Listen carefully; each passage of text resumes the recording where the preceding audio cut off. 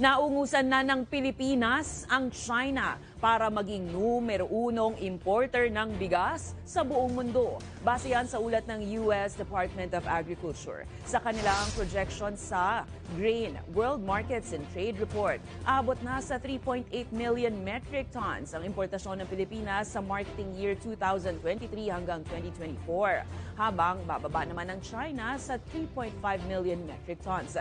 Dismayado ang grupong Bantay Bigas sa hakbang ng gobyerno sa pagkain. Sinabi ni Bantay Bigas spokesperson Cathy Estavillo, dapat singilin si Pangulong Ferdinand Bongbong Marcos Jr. sa pagiging top 1 rice importer ng Pilipinas at patuloy na pagpatay sa lokal na industriya ng palay at bigas.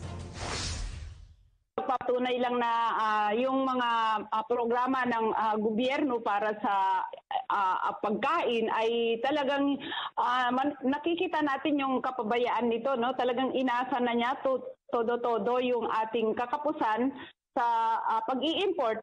Given na isang agricultural naman sa ang Pilipinas, so nakakahiya no na isa tayo sa pinaka number 1 rice net importer sa buong mundo.